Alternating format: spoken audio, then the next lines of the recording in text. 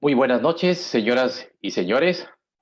Bienvenidos a la Semana de Ingeniería Nacional 2020, conmemorando el 58 aniversario de creación del Ilustre Colegio de Ingenieros del Perú y 33 años del Consejo Departamental de Lima, que los acoge con emoción y nos complace congratularnos.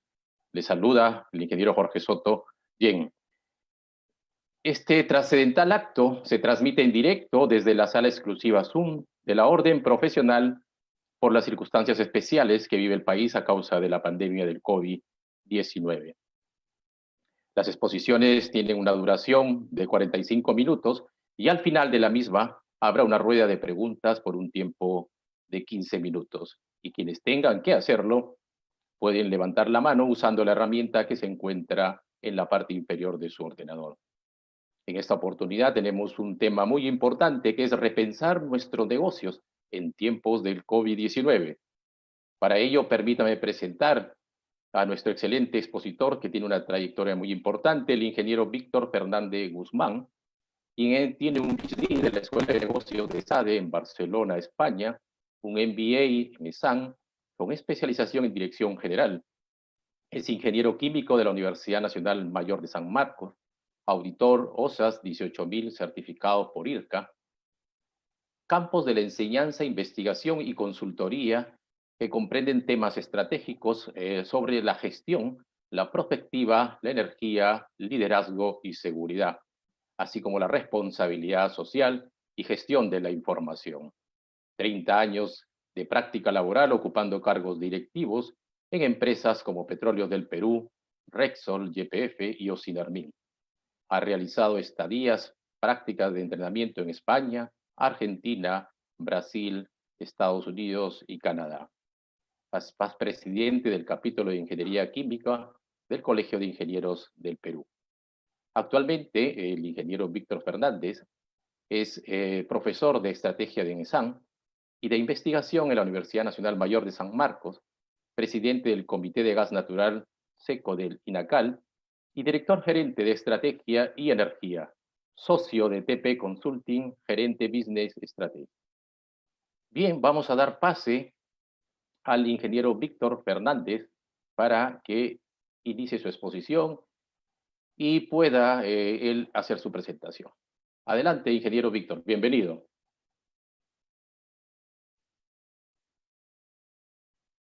Su audio, por favor, ingeniero.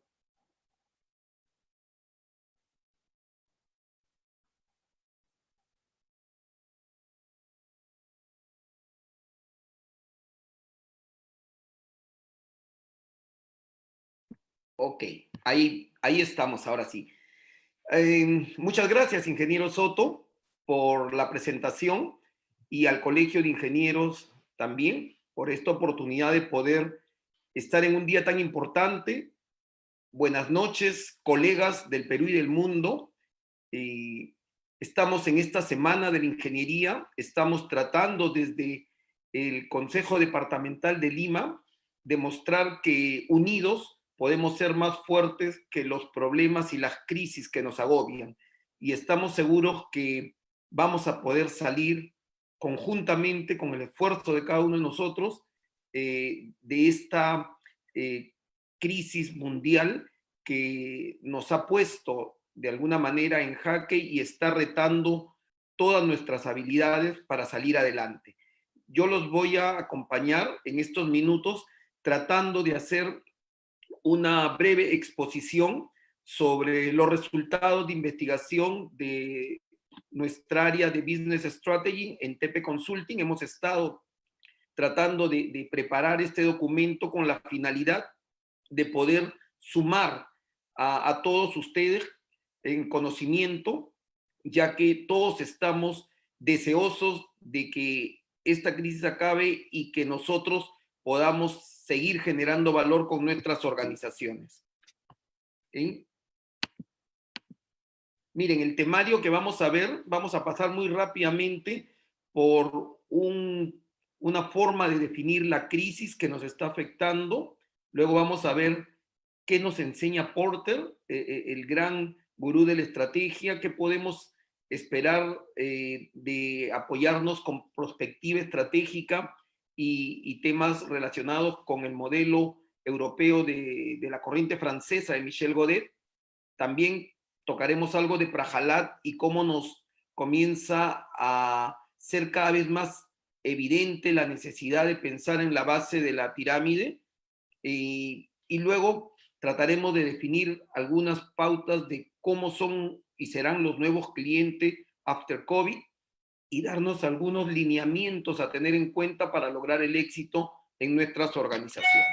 ¿Okay? Un poco eso será lo que trataremos de hacer conjuntamente en esta reunión. Primero, debemos entender que estamos en un mundo de crisis, ¿no? Eso lo sabemos todos, ¿no?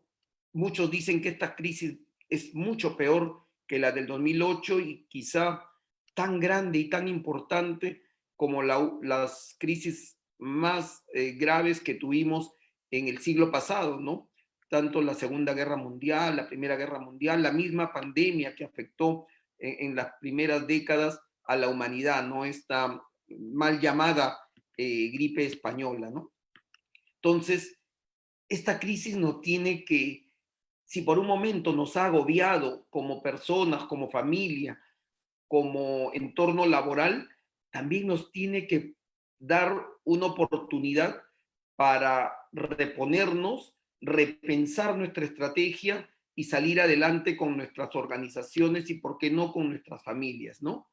La crisis ha hecho que sintamos que el mundo está temporalmente cerrado, ¿no? Los indicadores económicos han comenzado a caer mucho, nos preocupamos por los temas de salud como debe ser, eh, pero vemos que nuestra economía y la de nuestras organizaciones cada vez se vuelve más débil y algunas comienzan a desaparecer. Y entonces, si bien es cierto, nosotros pensamos que todo esto ha tenido y sigue teniendo y causándonos un dolor muy grande porque comenzamos a perder a seres queridos, cercanos.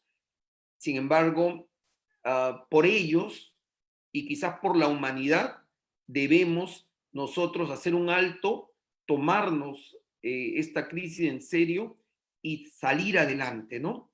Debemos entender que hoy en día nosotros nos le estamos jugando por la humanidad, todos los aquí presentes. Quizás en 100 años no seamos recordados como tal, pero todo lo que hagamos hoy día, cada uno de nosotros, tiene que ver con la continuidad de la humanidad. Ya lo hicieron el siglo pasado los grupos que vivieron alrededor de 1920 y la famosa pandemia del momento, y también se plantearon lo mismo. Y ellos al final lograron vencer, lograron salir adelante, y es por eso que hoy nosotros existimos. Y ese es el momento histórico que hoy nos toca vivir a nosotros. Tenemos que entenderlo así. Hoy, como humanidad, individualizado en cada uno de nosotros, nos vamos a comprar el pleito de salir adelante, de darle continuidad a esta humanidad.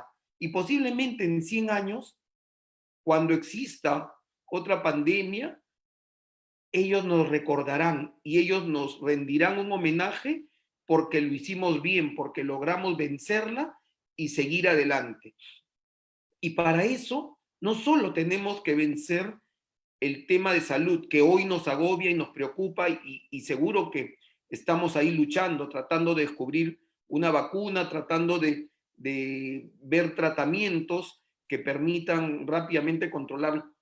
Adicionalmente, y quizá igual de importante, está qué debemos hacer para que la economía siga adelante, para que no entremos en una recesión, en un colapso y comiencen a desaparecer este mundo que nos ha costado tanto, pero tanto para poder generar valor como hoy lo entendemos.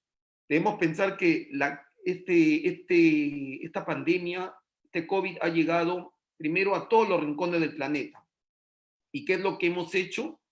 Todos los países hemos comenzado a paralizar mercados, hemos comenzado a limitar operaciones y en muchos casos a cerrar las empresas completamente, ¿no?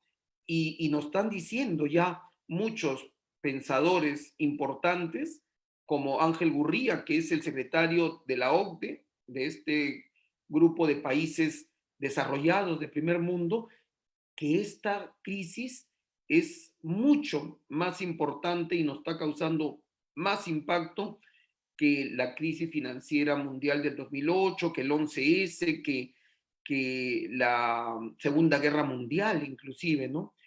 Y lamentablemente tendremos que entender que muchas, pero muchas empresas irán a la bancarrota. Muchas empresas tendrán que cerrar y el desempleo aumentará, ¿no? Ya vemos en Estados Unidos millones de despedidos y desempleados y los gobiernos luchando por darle continuidad a sus sistemas económicos. Y de eso se trata esta presentación y el país, el Perú, tiene que hacer lo mismo y nosotros desde el colegio tenemos que propiciar porque también exista este tipo de enfrentamiento a la crisis, ¿no? Tenemos que entender que nuestros dos principales socios comerciales, China y Estados Unidos, se están desplomando. Ambos están teniendo problemas muy críticos con su PBI. Las materias primas también están disminuyendo sus precios y sobre todo nos impacta mucho en aquellas materias primas que nosotros somos exportadores, sobre todo toda esta industria relacionada a la minería, ¿no? Y al caerse estos precios comienzan a impactar fuertemente en nuestras organizaciones. También es muy grave que las cadenas de producción a nivel global comienzan a interrumpirse. ¿Y por qué esto es tan importante?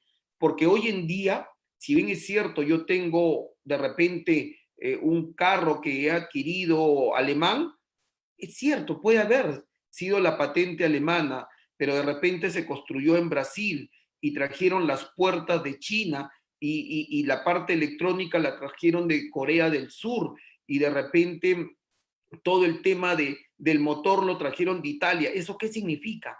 Que los mercados globalizados han generado un conjunto de mecanismos que hacen que exista una cadena de producción muy compleja para poder producir un producto. Y eso hoy está detenido, ¿no? Ya no existen servicios turísticos prácticamente, han caído a cero y comienzan a devaluarse las monedas. Entonces los inversores comienzan a entrar en pánico y se van de los países o paran aquellos proyectos en los cuales estaban involucrados. Y entonces nosotros debemos decir qué hacemos para que nuestras organizaciones no mueran, ¿no? Y nos acordamos primero de Michael Porter, del gurú de la estrategia, y vamos a decir, ok, vamos primero a utilizar el modelo de Porter para tratar de repensar lo que estamos haciendo y qué podemos hacer en esta crisis. Michael Porter lo conocemos, es una persona muy influyente, muchos lo llaman el padre de la estrategia empresarial, es profesor de la Harvard Business School y es uno de los mayores pensadores que ha contribuido mucho a que las organizaciones generen valor, sobre todo basados en su modelo de competitividad y esa famosa ventaja competitiva que él propugna, que es la creadora o la que propicia la diferenciación en las organizaciones. Y aquí un breve resumen de lo que tendríamos que hacer. Nosotros tendríamos que volver a repensar nuestra cadena de valor. Michael Porter nos habla que si queremos pensar en nuestra organización y en nuestro diagnóstico interno, debemos pensar a nuestra organización como un conjunto de áreas claves de procesos y determinar dónde se encuentra el valor. ¿Dónde se encuentra el valor?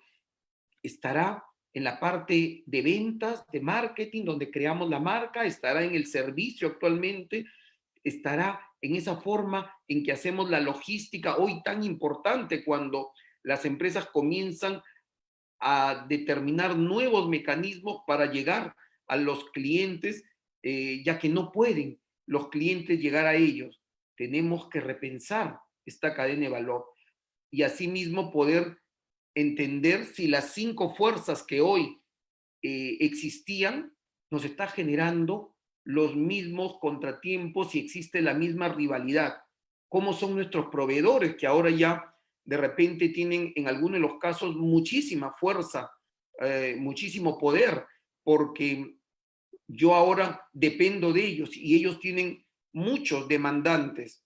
No es como, por ejemplo, lo que nos pasó cuando queríamos comprar al principio de repente alcohol o jabón o queríamos una mascarilla. El proveedor se vuelve muy importante y ¿qué es lo que pasa? Comenzamos los demandantes a solicitar el producto y los proveedores comienzan a elevar sus precios. Eso es algo natural en los mercados, ¿no? A medida que la oferta es más grande que la demanda, los precios se elevan. Y nuestros clientes, ¿dónde están? Ya no los conocemos. De repente ahora comienzan a perder esa fidelización, comienzan a entrar los productos sustitutos, porque ahora con tal cambio en los negocios, las nuevas formas de llegar a los clientes comienzan a manifestarse y de pronto dicen, mira, de repente no tienes este tipo de mascarilla, pero yo te proveo esta otra.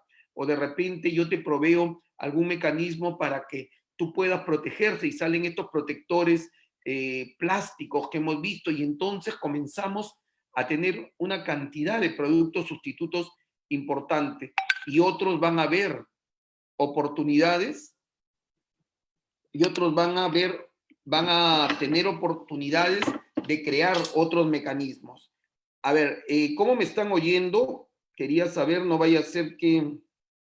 Está perfecto, Víctor. Está Continúa. perfecto, ok. Sí. Listo, continúo. Entonces, le decía, comienzan a ver un mecanismo mucho más agresivo. Nosotros pensaríamos, pero ¿cómo puede haber rivalidad si más bien las empresas están desapareciendo? Al contrario, las empresas están desapareciendo, pero los clientes se encuentran confundidos, los clientes ya no quieren tampoco adquirir, entonces el mercado se ha contraído constantemente y Michael Porter nos dice entonces, diferenciate, pero nosotros no nos vamos a diferenciar necesariamente como lo hacen las cadenas multinacionales. Nosotros tenemos que ver nuestra forma de diferenciación en la creatividad, en aquellas soluciones ingeniosas donde quizás no podamos poner tanto desarrollo tecnológico, pero sí esa creatividad porque conocemos muy bien a nuestro cliente final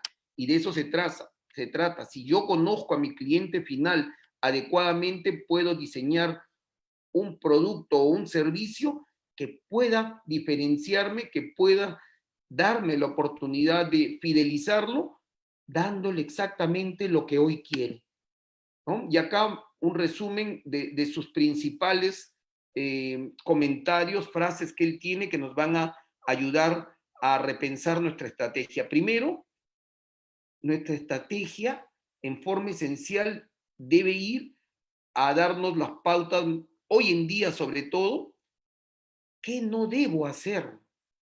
¿Qué no debo hacer? Hoy no me puedo equivocar. En un mundo de bonanza yo puedo emplear varias estrategias e ir probando cuáles me funcionan mejor. Hoy no, hoy voy a tener una sola oportunidad. Y si no la acierto, pierdo al cliente, pierdo el mercado y de repente pierdo mi empresa. Entonces, tengo que pensar exactamente qué es lo que yo debo hacer. Ojo, eso es muy importante. Es cierto, me tengo que diferenciar de la competencia, pero no se trata de ser mejor en lo que hago, sino de ser diferente de los demás, ¿no?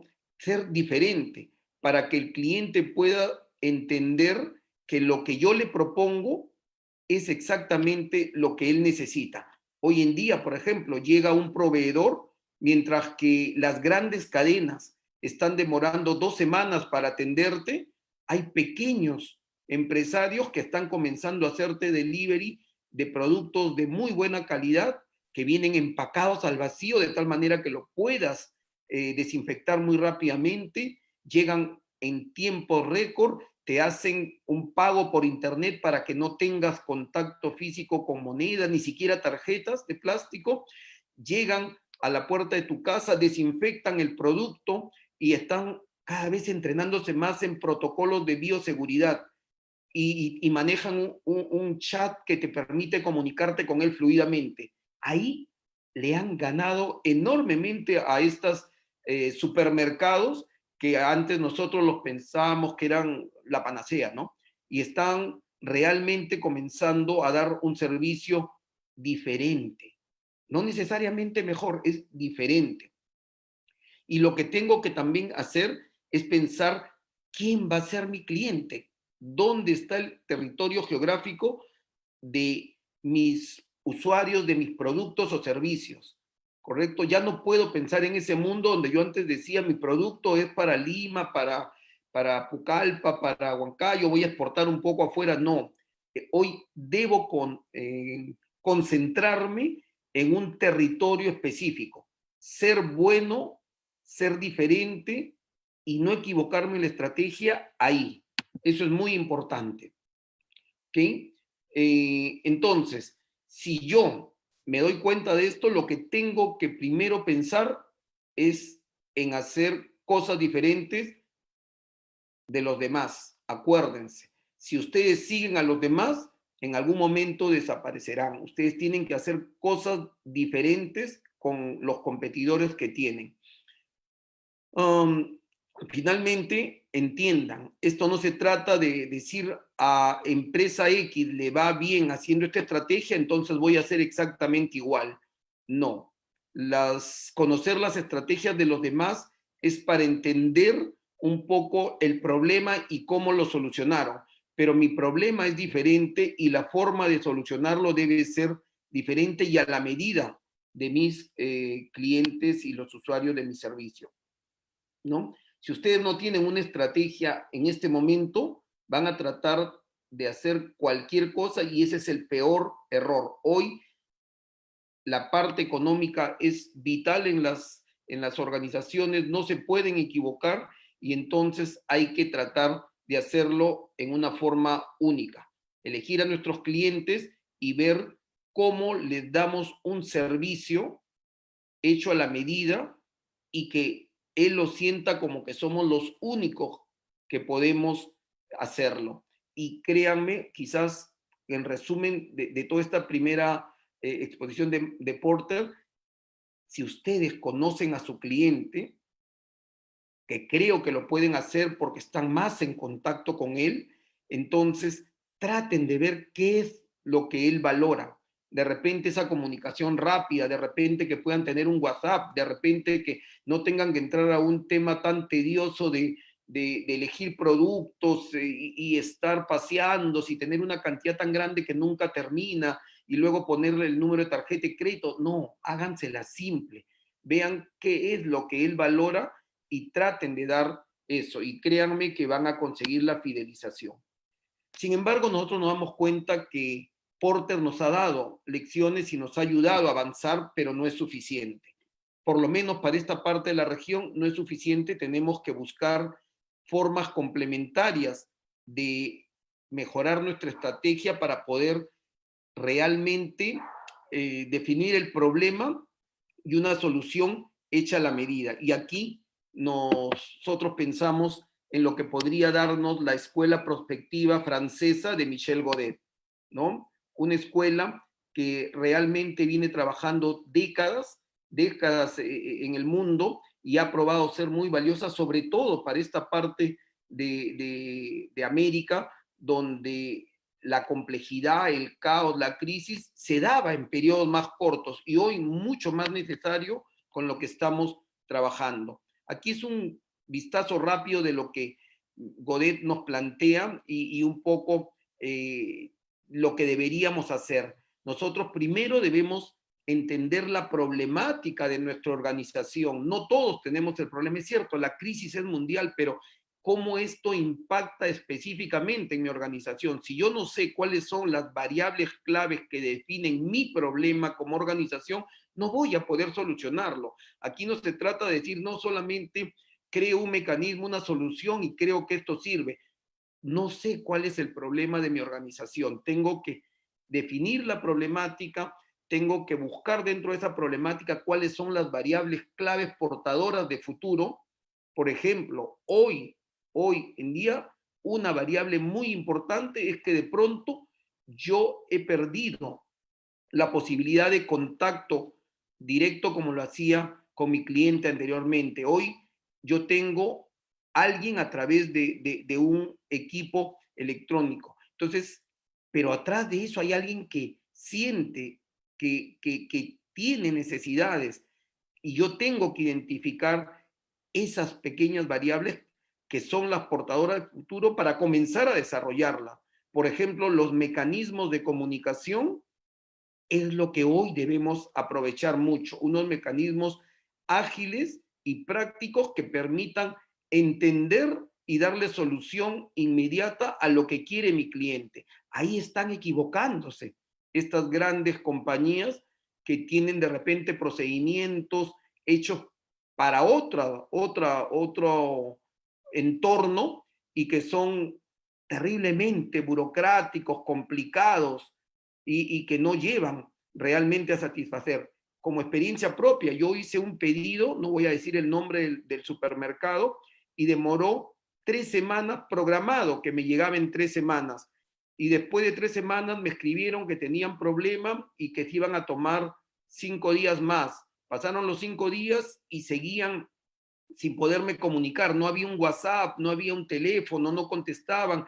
Y al final me enviaron un documento diciéndome después de un mes que no habían podido procesar mi pedido porque en su propia tarjeta no la habían podido cargar el mismo día y que entonces por un tema de sus procedimientos no me iban a poder atender, aun cuando era su misma tarjeta, y sí me habían hecho el cobro, pero lo habían hecho el otro día por error de su sistema. Y me decían que lamentaban mucho y no me iban a poder dar mi pedido y lo cancelaban y que ya en adelante el área de su financiera se iba a comunicar conmigo para devolverme el dinero. O sea, ¿se pueden imaginar cómo me puedo sentir de frustrado como cliente esperar un mes y que pase esto? Obviamente no solo voy a dejar de comprar, voy a devolver la tarjeta y ya no los voy a visitar jamás, sino voy a buscar un sustituto. Y lo encontré en otros proveedores que inmediatamente vienen. Este pequeño ejemplo lo comento para que entendamos que eso es lo que estamos viviendo. Los clientes en este momento se sienten angustiados, necesitan que usted les dé el producto o el servicio y es el momento de fidelizarlos, el momento de decirles soy tu aliado y aquí estoy. Y para eso tenemos que encontrar estas variables que ellos consideran importantes. Y como somos empresas pequeñas, necesitamos luego buscar actores que nos permitan a nosotros generar estas alianzas y tener el poder para lograr nuestros objetivos, crear nuestros escenarios y ver en cuál de ellos nos vamos a poner, cuál es el futuro de mi organización y cómo quisiera yo, después del COVID, tenerla, ¿no? Porque va a cambiar mucho. Y eso es lo que podemos hacer con prospectiva. Sin embargo, prospectiva también nos permite decidir en qué mundo vamos a estar. Y aquí yo les comparto algunos escenarios que acaba de sacar la BBC News de Londres y ella nos habla que estamos actualmente en la pandemia, pero luego podrían venir 3 grandes escenarios. El escenario V, o B chica, como algunos le llaman, pero es el escenario V, el escenario U y el escenario W, ¿no? Y ojalá que no tengamos nunca el escenario L. ¿Qué significa cada uno de estos escenarios? El V es el ideal, ¿no? Es decir, tuvimos una caída muy pronunciada, nos fuimos al pico, al suelo, desde un nivel muy alto, tocamos fondo, pero inmediatamente salimos. ¿Esto qué, cuándo podría pasar? Si muy rápido encontramos la vacuna y el tratamiento. Supongamos que en septiembre tenemos una vacuna, un tratamiento, el mundo va a vivir un escenario V, porque rápidamente las empresas se reactivan y salimos adelante. ¿Qué posibilidad tiene ese escenario? poca. Hoy cada vez nos da pena, pero vemos que este escenario no lo vemos tan cercano. Y posiblemente tengamos el escenario U, ¿no? Que es un escenario, como explica el colega Tesada, un prospectivista chileno, y nos habla y nos dice, posiblemente vamos a caer mucho, nos vamos a mantener abajo un buen tiempo y luego saldremos y recuperaremos nuestro nivel. ¿Cuándo empezaremos a recuperarnos? Recién a partir de la segunda mitad del año, y quizás a final de año ya estemos saliendo por aquí, subiendo por la U para tratar de llegar otra vez a lo que teníamos antes de esta crisis, ¿no? Y esto, sobre todo, va a ser posible si es que la vacuna también no demora mucho tiempo, si comenzamos a reactivar como lo está haciendo el Perú, poco a poco las industrias y comienzan ya a ver cierto tipo de movimiento. Por supuesto que debe ser acompañado por el sector público, ¿no? Un sector público que de alguna manera propicie mucho el consumo interno y haya mucha generación de obras, de obras que tenía proyectado el Estado para que dinamice la economía. Este es un escenario mucho más probable. ¿Y qué debería pasar? Debería nosotros agarrarnos en plena primavera, llegando para el siguiente verano, propicio por el clima. Hoy nosotros tenemos la ventaja. ¿Qué es lo que ha pasado? Que cuando se descubrió o se hizo noticia en el mundo de este flagelo, nosotros estábamos en el mejor momento del clima, ¿no? Estábamos terminando la primavera, empezando el verano, fines del año pasado. Y entonces nosotros hemos aprendido del mundo, ¿no? Han sufrido mucho China, ha sufrido mucho Europa, y cuando ha llegado por acá nosotros ya teníamos un conocimiento y encima nos llegó en verano. Y recién estamos entrando a invierno, pero ya tenemos todo un conocimiento, ya tenemos una lucha constante, ya hemos medido a este flagelo y entonces podemos tener mayores oportunidades para que en todo este invierno y la parte de primavera podamos controlarlo y salir adelante. Este sería el famoso escenario U. Sin embargo, si no lo hacemos bien, vamos a tener la agitada W. Esta, ¿qué es lo que nos dice? Que sí, comenzamos a salir, comenzamos a despegar, pero lo hacemos mal y volvemos a caer y estamos mucho más tiempo abajo y salimos nuevamente, ¿no? Y esto ya será pensando en el siguiente año, quizás a fines del primer semestre. Es decir, si es que hoy nosotros no guardamos realmente normas de bioseguridad y todos salimos a querer producir y a pensar de que no pasa nada y que bueno, en fin, tenemos que recuperar la economía como dé lugar, entonces tendremos picos de contagio tremendos y otra vez colapsaremos y tendremos que otra vez cerrar, tendremos que volver a cuarentena, tendremos que hacer otra vez distanciamiento y volveremos a caer. Esto es lo peligroso, tengámoslo muy en cuenta, sobre todo aquí en el Perú, ¿no? Que no pensemos que ya, como se está de alguna manera dando pautas para reactivar la economía, salgamos y pensemos que vale todo. Y esto ojalá que nunca se dé, ¿no? El famoso escenario catastrófico tipo L, en la cual caemos y nos mantenemos abajo y nos quedamos abajo en recesión por siempre. O sea, podremos controlar el virus, podremos tener el tema de salud resuelto, pero la economía no se recupera jamás.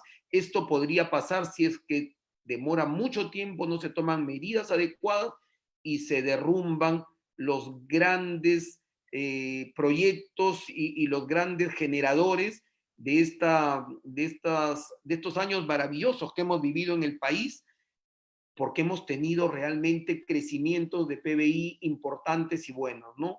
Ojalá que esto nunca pase y eso depende de nosotros, que las empresas las reactivemos. Sin embargo, tenemos que complementar adicionalmente con algo más. Si ustedes se dan cuenta cómo salieron los países o cómo salió el mundo de las grandes crisis que tuvo, ya sea después de digamos, de la pandemia de 1920 o de la Segunda Guerra Mundial tuvo una característica importante. Los países se unieron y juntos reconstruyeron el mundo, sobre todo los grandes líderes de la época. Eso hoy no pasa. Hoy los grandes líderes, que son Europa, que es Estados Unidos y es China, están totalmente enfrentados, ¿no? Hoy no vemos un liderazgo en la Casa Blanca, ¿no? Hoy un Trump que más bien está yendo contra la globalización y está imperando mucho su nacionalismo y cerrar fronteras. Y ojo, que viene un hecho muy importante. En noviembre habrá elecciones en Estados Unidos y dependiendo de si gana Trump o no gana Trump, el mundo va a tener realmente escenarios muy diferentes, ¿no? Y vemos que también en Europa pasa lo mismo, no solamente están teniendo, digamos, una lucha por el poder entre Oriente y Occidente. Después de 8 siglos, el Oriente comienza a retar el poder del Occidente. 8 siglos han pasado y vemos que este reto es muy fuerte. Hoy los tenemos enfrentados a los dos grandes líderes y Europa pasa lo mismo. La Unión Europea enfrentada con su mentor más poderoso que tenía, que era el Reino Unido, ¿no? También igual ahí con una ruptura muy grande. Y entonces necesitamos que haya alguien, una figura que pueda generar la alianza. Y creo que esto viene desde Alemania. Desde Alemania, Angela Merkel creo que podría ser la figura mundial, esa que al final no luce, pero es realmente la responsable que pueda acercar a los dos grandes líderes y que pueda acercar a una Europa que sirva de mediadora para que estas tres grandes potencias se unan y traten de salir conjuntamente adelante y la crisis dure menos, porque si termina la parte de salud enfrentados estos tres grupos, la recuperación mundial va a demorar muchísimo más, ¿ok? El último pensador me atrae mucho, Prahalad, un gran pensador estratégico de origen indio.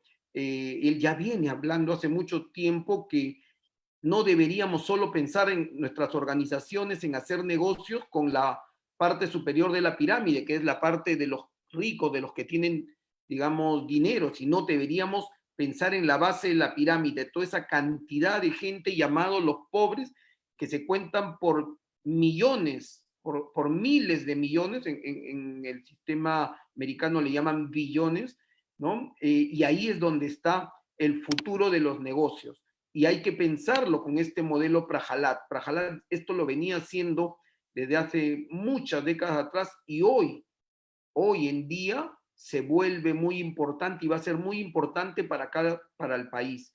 Porque entiendan, los pobres también consumen, los pobres tienen que comer, los pobres tienen que vestirse, los pobres tienen que tener cubierta todas sus necesidades.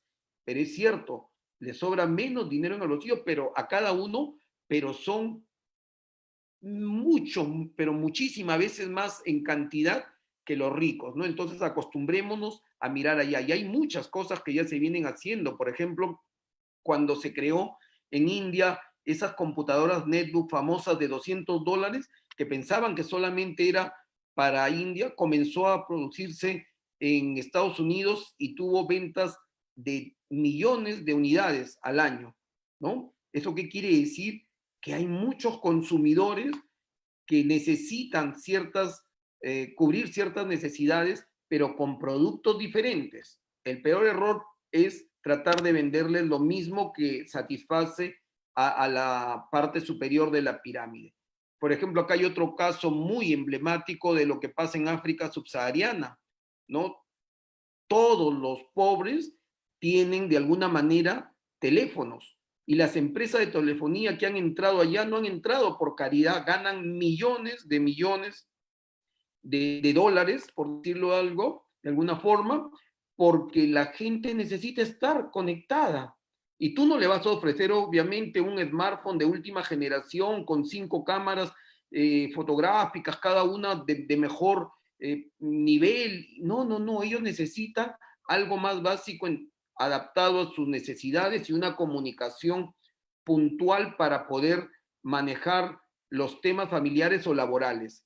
Y ya lo han hecho. Entonces es momento de replicar todo esto. Este es un caso emblemático en Kenia, cómo este negocio, digamos, financiero, pudo trabajar un modelo que le permitiera a todos realmente los kenianos ser exitosos, ¿no? Miren, cada uno hace transacciones por 20 a 25 dólares, evitan los bancos y se mueven millones de soles.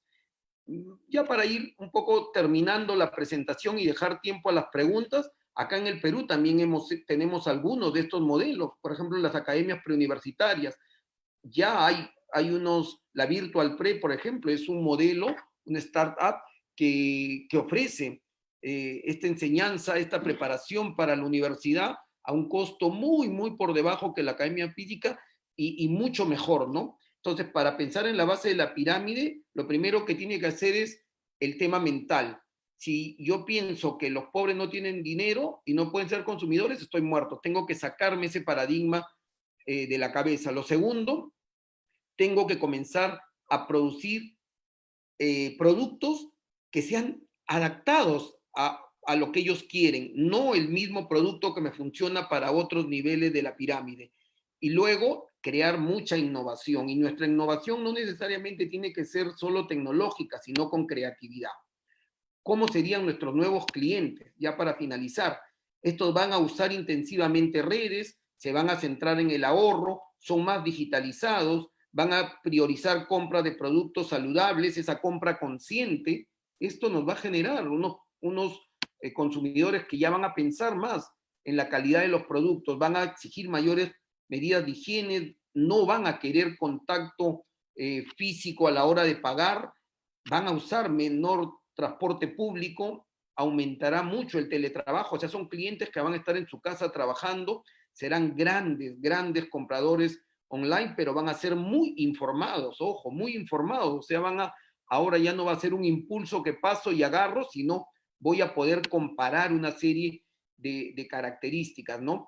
Y tengo que pensar en la nueva logística de entrega que ellos necesitan, cómo hacemos este trabajo para fortalecer su sistema inmunológico desde donde estemos, tratando de que lo que entregamos siempre esté orientado a su alimentación, salud o manejo de estrés. Va a haber mucha preferencia por los productos de orígenes locales y aquí vuelve nuevamente ese sentido de comunidad y esto podemos comenzar a trabajar mucho en nuestra marca y trabajaremos también mucho con telemedicina, por ejemplo. Acá estamos nosotros como organización trabajando un proyecto específico de telemedicina dermatológica, ¿no? Y los drivers que deben tener en cuenta son tres cosas. Y aquí justo participa mucho el Colegio de Ingenieros. Tenemos que aplicar el plan Marshall, que ya dio resultado el siglo pasado. Tenemos que buscar gente líder, tenemos que buscar que tengan conocimiento y que tengan mucho nivel de ambición. Liderazgo, conocimiento y ambición son las tres claves para salir adelante en los estrategas. Mucho involucramiento del sector público. Si el sector público no se compra el pleito y no comienza a generar este engranaje, este movimiento que va a dinamizar realmente nuevamente la economía, necesitamos esa inyección muy grande, ¿no? Vamos a cuestionar los modelos de globalización, ya no van a ser tan desglobalizado el mundo como era antes. Cada uno, ya Estados Unidos comenzó a hacerlo y en general los países en menor grado comienzan a cerrar sus fronteras y comienzan, es cierto, van a comercializar, pero tratan de ser muy localistas, muy consumidores de lo que producen. Vamos a tener desplazamiento de trabajadores por sistemas automatizados, hoy más que nunca, esto ya se venía hace mucho tiempo, pero hoy más que nunca, después de la crisis, vamos a ver los digitales y los no digitales, y habrán realmente un grupo de personas que se quedarán en la prehistoria por no haber, de alguna manera, se haberse subido al carro de la digitalización, ¿no? También se va a propiciar mucho la diferencia entre los trabajadores calificados y no calificados, y aquí es donde el colegio tiene que hacer un gran esfuerzo por tratar de darle cada vez más herramientas a todas aquellas personas que se titularon, pero necesitan mantenerse en ese nivel de calificados, ¿no?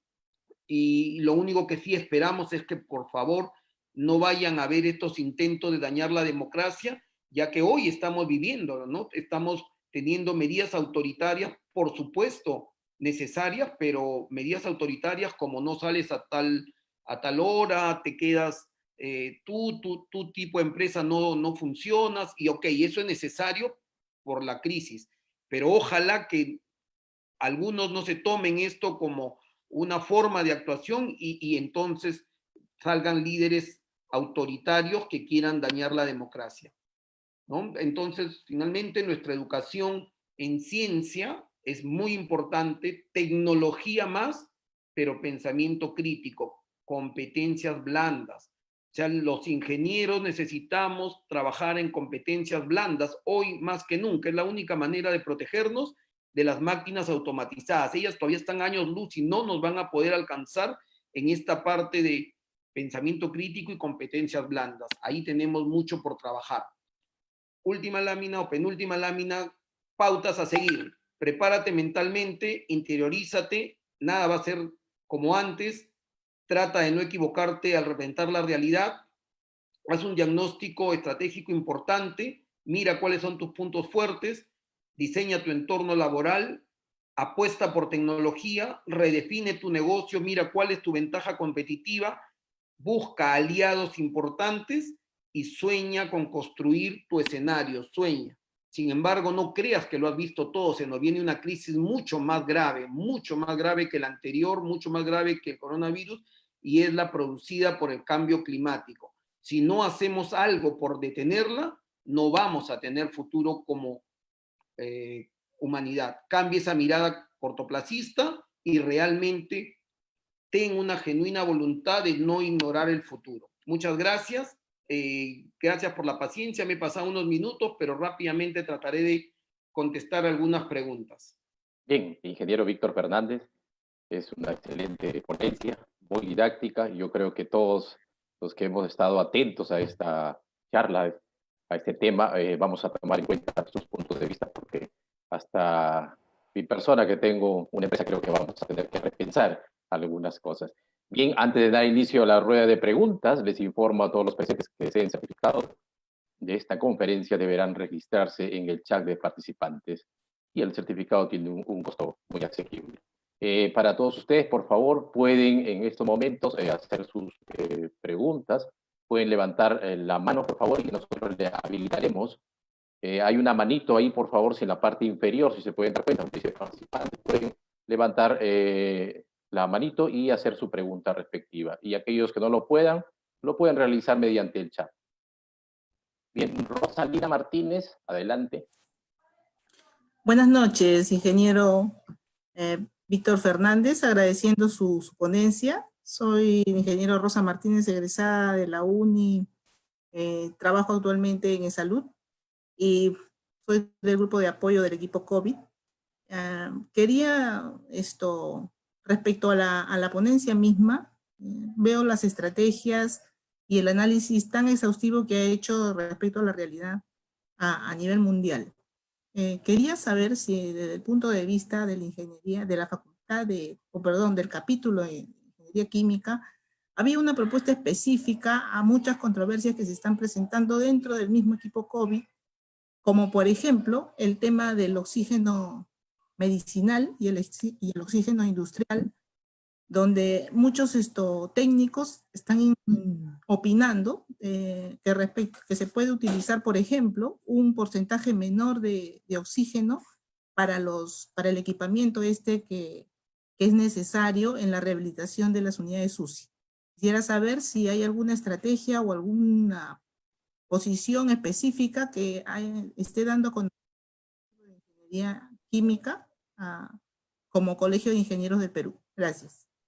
Gracias, Rosalina. Adelante, ingeniero. Bueno, muchas gracias. Primero, solo aclarar, yo no, formalmente ahorita no soy el representante del capítulo, no soy el presidente actual, entonces no podría hablar a nombre del capítulo.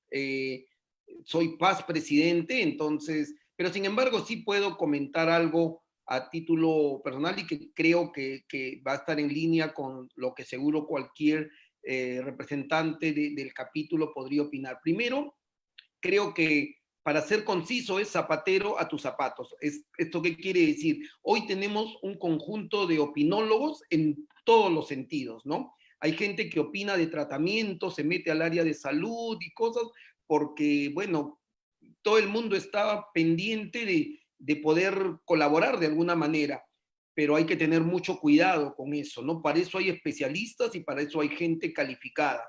En el caso específico, sí, la producción de oxígeno tiene ciertas características, no es un tema que estaba preparado en el país para trabajarse en las grandes cantidades o producirse en las grandes cantidades que hoy se requieren, pero son los médicos los que realmente pueden decir cuánta necesidad de composición necesita un paciente, ¿no? Y por el lado de la ingeniería química solamente podemos con procesos producir esa cantidad. Esto nos estamos jugando vidas humanas, entonces yo no creo que muy fácilmente uno puede emitir un juicio que inclusive pudo dar resultado en un sistema aislado, en una persona por ciertas características.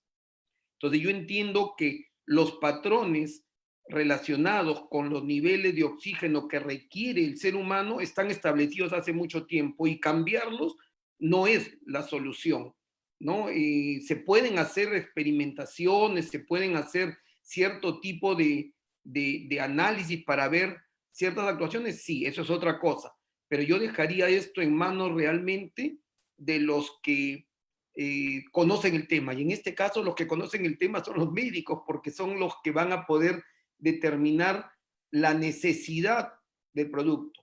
Jamás podríamos pensar que lo va a definir quien produce. Es como que yo produjera un producto y digo, esto es lo que te hace bien y quiero que lo consumas. No, es el consumidor y los que saben de consumo quienes tienen que decirme, esto es lo que necesitamos, ¿no?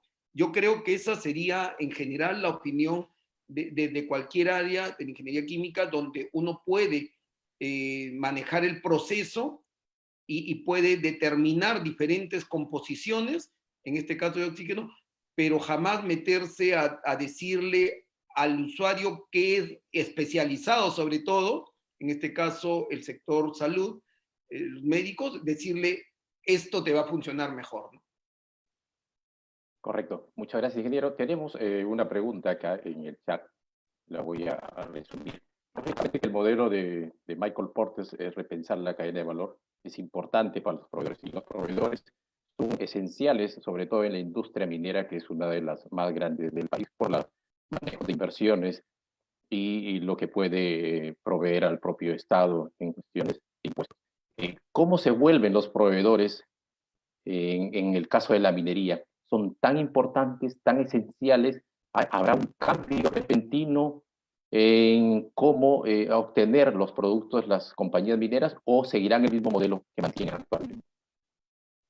Las grandes industrias van a tener en general eh, la tentación de seguir en lo mismo, ¿no? Porque de repente van a poder recuperarse un poquito con mayores probabilidades que las más pequeñas. Pero eso es un grave error. Este mundo, el after COVID, cambia para todos. Ya nada va a ser igual. Y yo creo que en minería debería ya hace mucho tiempo entrar con más decisión en todo lo que es virtualización, ¿no? Hay muchos, pero muchos de los procesos que la virtualización puede ayudar.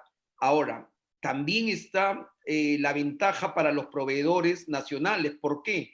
Porque una propuesta de un país de primer mundo es buena, pero no conoce nuestra realidad, o sea, no se ha ido a los 4.800 metros de altura específicamente en tal clima, con tales características, con tales tipos de usuario, con tal tipo de planta, no conoce ese detalle, ¿no? Entonces, muchas veces queremos poner digamos, la propuesta externa e implantarla acá. Yo creo que hoy se abre una gran oportunidad para los proveedores nacionales mineros, porque son aquellos que están en contacto, que pueden adaptar de repente una tecnología a un cargador frontal o a un removedor de tierras y hacerle con, digamos, una adaptación para poder manejarlo a distancia, pero que no sea pues digamos, ese desarrollo tecnológico de primer mundo que va en otro sentido, sino esto es en una forma creativa, usando tecnología, poder resolver el problema. Yo creo que de verdad, si nosotros nos ponemos a repensar lo que va a necesitar nuestro gran cliente minero, nosotros como proveedores podemos darle soluciones hechas a la medida que no tendrían que envidiar nada de primer mundo, son de otra forma, por supuesto, que va a permitir la fidelización. Hoy, acuérdense, necesitamos fidelizar a nuestro cliente y la minería necesita salir muy rápido, es proveedora de cantidad de trabajo y cantidades de ingreso, contribuye mucho al PBI y está de alguna manera dependiendo de sus grandes proveedores que ya cerraron fronteras, que ya es difícil conseguir lo que ellos requieren porque no vas a poder importarlo tan fácilmente como era antes, ¿no? Por más que hay todavía puertos que se siguen manejando, pero los controles, los niveles y todo eso va a cambiar. Entonces yo sí veo una calidad, pero no pensemos, finalmente no pensemos cruzado el brazo, que ellos nos propongan y nos busquen y nos digan, no puedes darme tú tal cosa, no.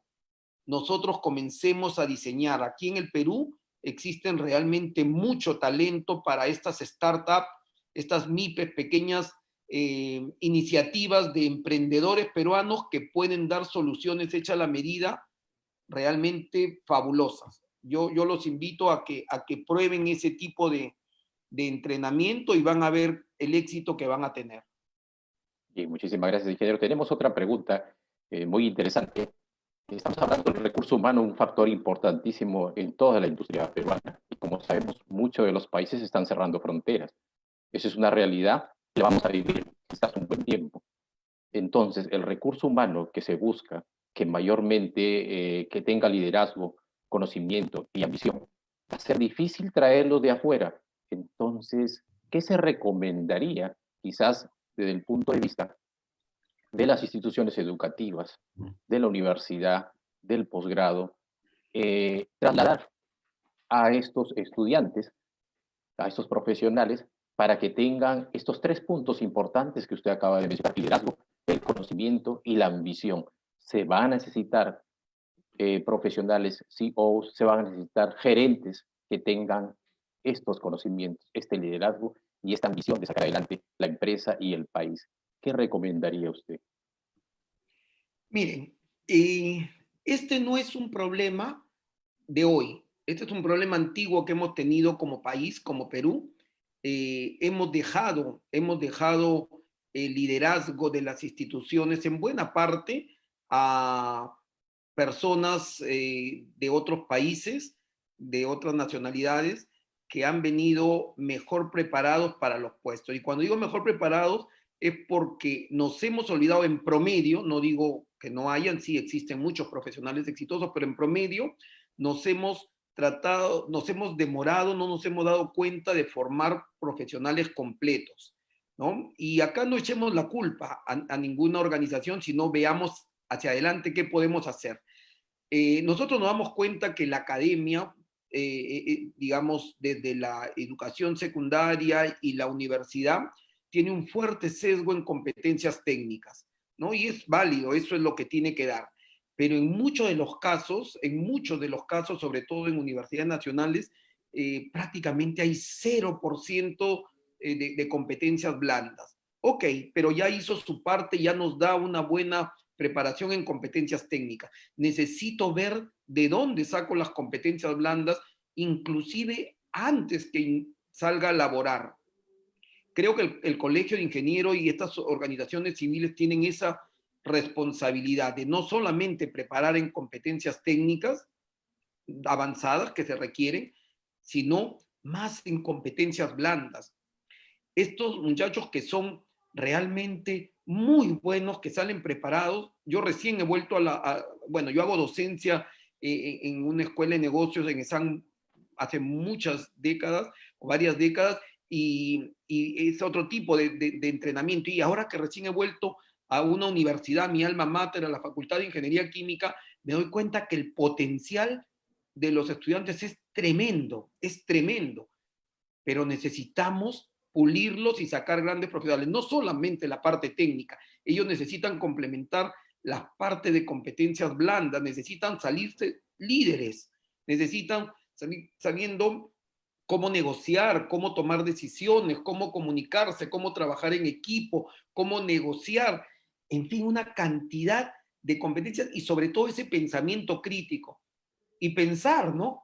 A los 30 años pueden ser gerentes o CEOs y liderar organizaciones, pero nos han creado el modelo antiguo, ¿no? Esa empresa que funcionó para el siglo XX, donde uno salía y decía, no, a los 50, 60 ya estaré liderando una organización, pero esas eran las organizaciones, las multinacionales que existían contados con los dedos de la mano o muy pocas.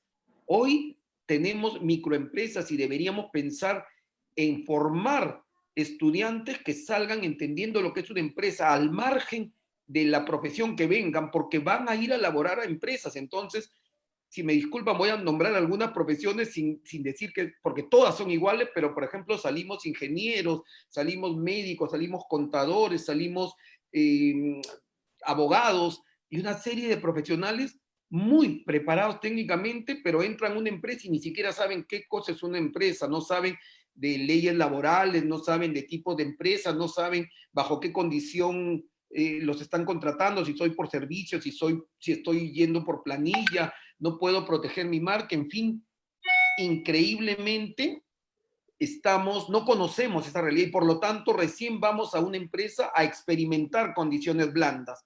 Nosotros debemos prepararnos, como les decía, ciencia, tecnología, que es básico en cualquier profesión, y pensamiento crítico, todo ese desarrollo. Yo les aseguro que Perú tiene las grandes posibilidades de lograrlo porque adicionalmente tenemos algo que no nos damos cuenta, pero caracteriza mucho al peruano. Ojo, y pónganselo en la cabeza, no nos damos cuenta porque todos somos seguros iguales y muy parecidos.